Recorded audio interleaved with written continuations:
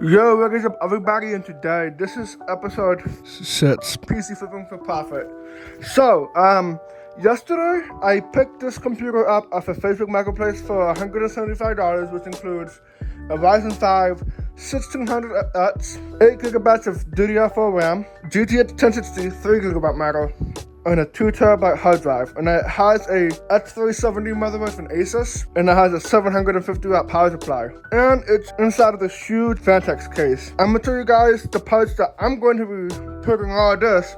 Actually, most of them. The parts I'm going to be using on this PC that it's currently covered. I got a Be Quiet Pure Base Thermalite fans. I ordered 4 of them, one of the 3-pack, and then one of the 1-pack versions of it. That way I can have 3 in the front, 1 in the back. I ordered some RGB controllers, that way I can connect the RGB stuff inside the case into the little controller, that way I can change the lighting without having to use the motherboard software.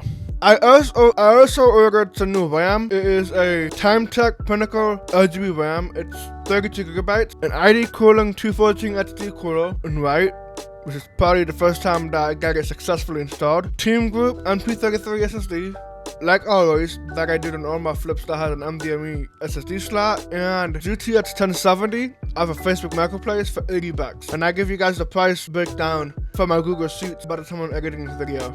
Okay, I'm trying to take the CPU out of the CPU block, and look, it just comes straight out of the socket. Oh my god, this dude, look, they just used too much thermal paste. This is definitely the first time that happened to me, after numerous times of people having the same exact issue. Thankfully, AMD doesn't have that problem when moving up to AM5 with their 7000 and 9000 series CPUs. Alright guys, so I just got this computer put together. Yeah, so all you guys can tell, I got Windows 11 on it. I'll just make a typo on the word user. Let's go ahead with the problems of where I come across with this PC. Overall, no problems at all other than that one single problem. When I am trying to get the operating system inside of this PC, for some reason when I go to the UEFI mode and go into my USB drive, it boots up to my thumb drive just fine.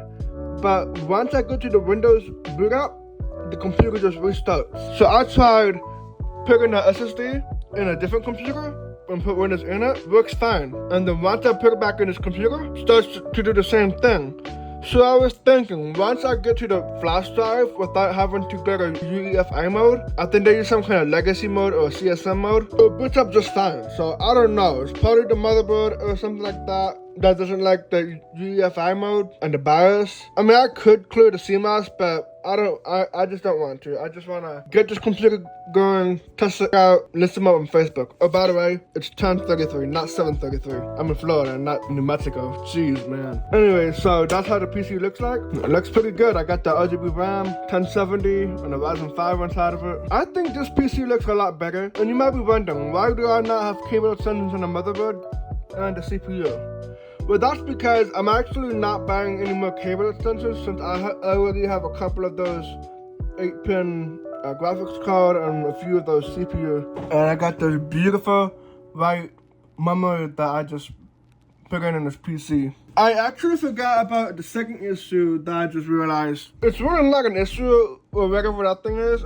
It's that when you press the RGB on the case, it does not sync up with the fans. Well, that's because the case does not have a hub like the 500FX has that Be Quiet. And the reason why I picked this over the FX is because it's like $53 on Amazon, and it does not make any sense buying a $100 case for this specific hardware, especially when I'm trying to build the PC for under 360 something bucks and some change. So when I got the controller, I got the remote, so you can change whatever RGB you guys want, rainbow puke if you guys want. So I don't really think it's a deal breaker for some people, but okay. So the items that I will not be using on this PC: Corsair H60 120mm EIO cooler.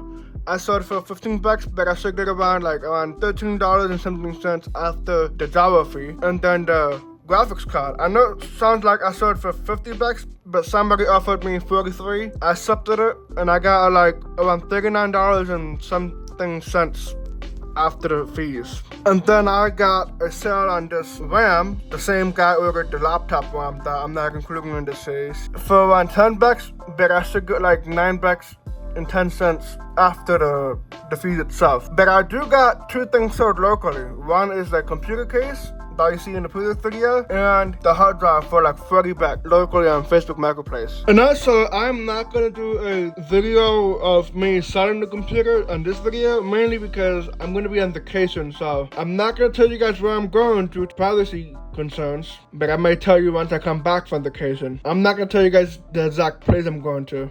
I don't have a lot of time on editing my videos since I have to pack up for vacation. If this PC right here has not gotten sold on next video, then I will do the benchmark on this thing. Thank you guys for watching. Subscribe to this channel, like this video, turn on the notifications if you guys enjoy this video, and peace.